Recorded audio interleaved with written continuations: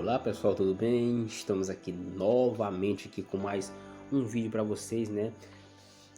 A gente está aqui com a lição de adulto, que é os valores do Reino de Deus, segundo trimestre, né, gente? 2022. E aí nós temos aqui a lição de número 4, no qual tem o tema resgatando-se de sentimentos ruins. Gente, coisa séria, viu? Então isso é algo que a gente muito importante, que deve ser falado não somente nas escolas, mas também nas igrejas, no meio social, porque sentimentos ruins eles causam muitos danos em nossas vidas. Então vamos à frente. Textual. Eu, porém, vos digo que qualquer que, sem motivo, se encolerizar contra seu irmão, será réu de juízo. Verdade prática. A cólera e a ira não podem dominar o coração do crente. Elas devem ser evitadas e vencidas com o ensino do Evangelho. Ou seja, eu vejo pessoas dizendo da seguinte forma, que diz que eu sou crente, mas meu facão não é não. Já vi pessoas dizendo isso. Outros dentro da igreja, né? Vai para a igreja, mas lá tem um entregado dentro da igreja. Então, meu querido, você não se libertou. Isso é um sentimento ruim. É um sentimento ruim que traz prejuízo para você, para a pessoa que você não gosta e até para o meio ao qual você convive, porque você está servindo de exemplo má para as outras pessoas que estão lá de fora, né? Continuando, pessoal, vamos lá. Introdução. Nessa lição aprenderemos com o mestre divino que o evangelho não é antinomista. A palavra dá explicação desse conceito, que a cólera é a antessala do homicídio e que, para devotar a nossa vida a Deus, precisamos nos reconciliar com o próximo. Veremos que o nosso Senhor colocou em alta contra o valor da pessoa humana, e por isso a seção bíblica de Mateus 5, 21 a 26 será objetivo de nosso estudo. Então, voltando aqui novamente gente, a cólera é a antessala do homicídio e que, para que voltar a nossa vida a Deus. Então, gente, como eu falo para vocês, né, sentimentos ruins ele pode vir de várias formas, né? Pode ser uma má palavra, porque assim nós vamos seguir na mais frente, nós vamos estar vendo algo interessante, que falando sobre homicídio. Então, nós vamos mais para frente. Mas esses sentimentos ruins a gente tem que trabalhar em cima deles para que eles venham sair do nosso coração.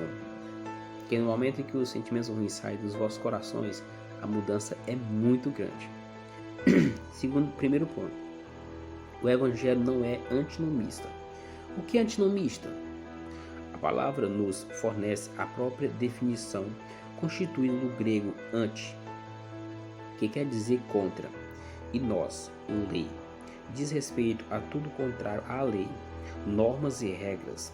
A palavra traz a ideia de que os cristãos não precisam obedecer à lei moral do Antigo Testamento. Defensores antinomistas dizem que a lei não tem origem em Deus Pai e que, por isso, ela deve ser rejeitada. Há um que dizem aos que dizem que Deus havia determinado por decreto a existência do pecado, de modo que jamais se pode evitá-lo. Por isso, não há razão para a existência da lei.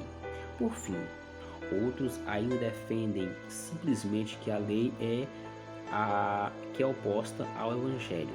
Entretanto, veremos que esses ensinos violam a Escritura e que o antinomismo é um desvio da palavra de Deus. Então aqui logo no primeiro ponto aqui a gente já está falando aqui, o Evangelho não é o antinomista. O que é isso? É que existem muitas pessoas que estão tentando confundir cristãos. Muitas das vezes a pessoa está engatinhando, está se aproximando, e aí chega um antinomista e aí difunde, ele confunde aquela pessoa que está se aproximando, e aí faz o que está citado aqui no final. Entretanto, veremos que esses ensinos violam as escrituras, que o antinomismo é um desvio da palavra de Deus. Então, é um desvio. E aí, se você não tiver o discernimento, você vai se confundir em meio a isso. Segundo item do primeiro ponto, a lei e o evangelho. Conforme visto em lição anterior, Jesus não desprezou a lei. Em Mateus 5:21, vemos claramente isso. A expressão "ouvistes o que foi dito aos antigos" aponta para uma retrospectiva de um ponto da lei de Moisés. Diferentemente dos escribas e fariseus, nosso Senhor deu ênfase à autoridade da lei e revelou a real intenção de Deus presente nela. Atente para o mandamento: não matarás. Enquanto os escribas e fariseus interpretavam esse mandamento de maneira restrita ao ato literal de matar uma pessoa, nosso Senhor o ampliou e aprofundou, demonstrando que o homicídio tem início no coração do ser humano a partir da ira, do ódio, da cólera. Então, gente, o homicídio, matar alguém não é simplesmente você pegar a sua arma e dizer: eu vou fazer isso com alguém. Mas existem várias formas. Essa é uma das formas mesmo que ela é citada, mas existem outras formas que você pode matar uma pessoa com a palavra, com atos, né? Com uma palavra, com algo que você fez que a pessoa não gostou e você matou. E ali já, isso aí é uma coisa que a gente tem que entender, que essa pessoa ela atrapalha. Muitas das vezes você imagina só uma pessoa vai louvar a Deus, ela vai louvar com tanta vontade, mas ela não alcança aquele objetivo que você esperava nela. E aí você fala algo que desagrada aquela pessoa, e aí você matou, entendeu? Você matou aquela pessoa. Então, esse é uma das formas de homicídio. Só que, para a lei, o homicídio mesmo é esse que você pega uma arma e mata alguém. Muitas das vezes você vai no trânsito e acontece um acidente e você matou alguém, mas ali não foi proporcional, entendeu? E aí eu quase que comparo você pegar e ter a intenção de matar alguém, como você pegar e massacrar ela com palavras. Tem uma coisa que fica mais aproximada do que quando acontece um acidente. Vamos lá, continuando. Legalismo e antinomismo. O legalismo é uma atitude que se concentra na observância e prática rigorosa das leis como elemento determinante para uma comunidade alcançar o favor de Deus.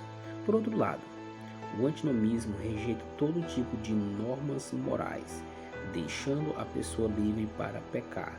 Assim, o legalismo foi refutado pelo apóstolo Paulo, e o antinomismo fere de morte a vocação dos cristãos. Então, aí esse antinomismo aí, ele tira todas as possibilidades, né? Ele mata, ele massacra as pessoas que têm o intuito, a vontade de buscar a Deus a cada dia.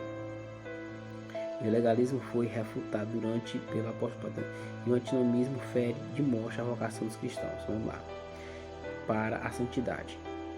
Como amamos todo o conselho de Deus revelado nas Sagradas Escrituras, afirmamos que os princípios morais divinos revelados na Bíblia, a palavra de Deus, são atemporais, válidos em qualquer época e cultura.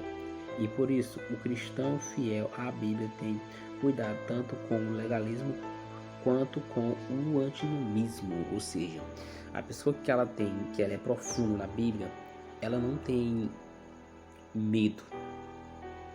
Por quê? Porque ela tá buscando o entendimento. E aí tem um rapaz que eu vi uma charge, o cara perguntou pro outro, né? Se ele acredita mesmo que a baleia engoliu Jonas. Só que ele fala da seguinte forma: a Bíblia falou.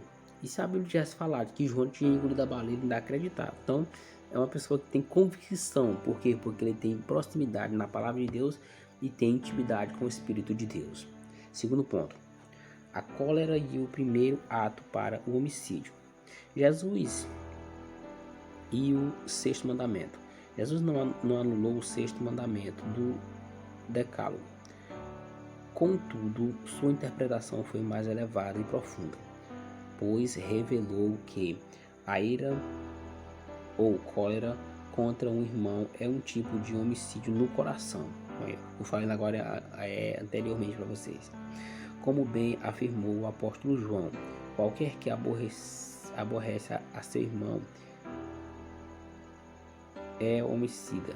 E vós sabeis que nenhum homicida tem permanentemente nele a vida eterna.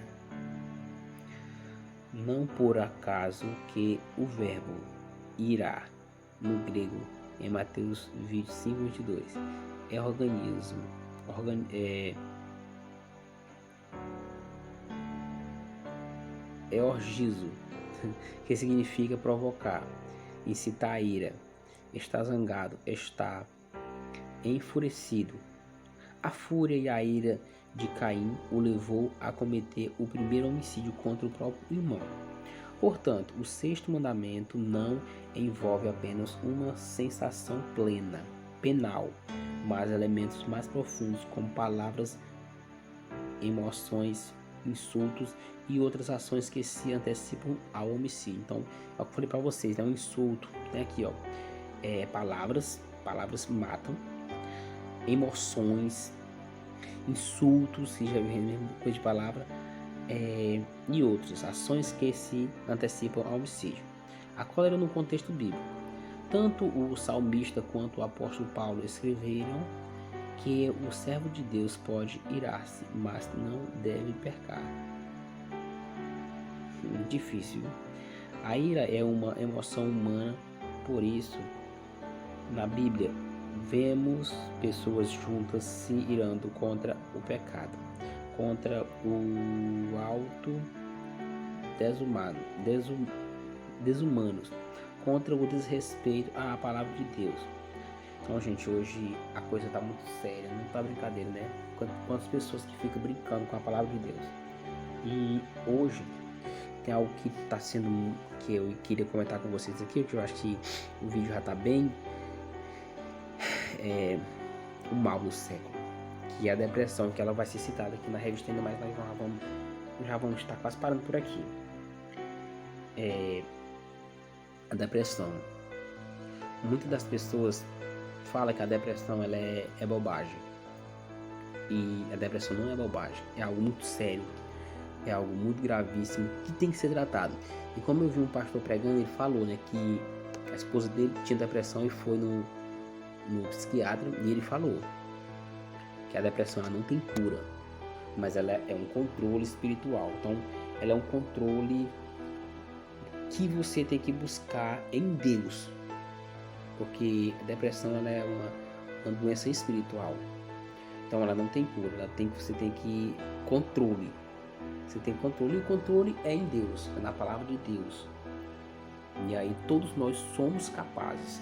E aqui mais embaixo, porque nós temos a cólera no contexto bíblico. A cólera é uma doença, entendeu? Que é causada por bactérias. Então foi citada aqui, ela é uma doença muito grave.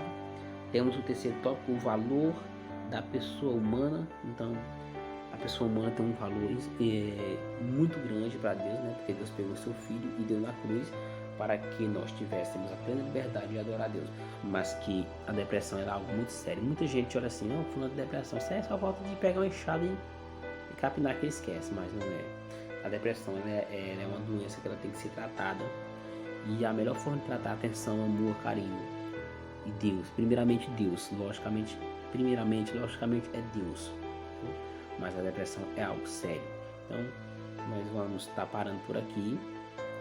Não ficou tão, mas espero que vocês tenham tido algum proveito dessa lição, né, que é a lição 4, vai ser ministrada no domingo que vem agora. Então a lição 4 no dia 24 de abril é resguardando-se de sentimentos ruins. E a gente vai estar, toda semana eu vou estar colocando a lição da revista adulto e uma lição da revista de jovens. Espero que vocês gostem. Amanhã terça-feira, né, nós temos aí uma programação a partir das 6h30. Espero você lá, viu? Então deixa o like aí, se você não for inscrito, se inscreva, nos ajude aí a fortalecer o canal e a chegar aos 1000. Muito obrigado, pessoal.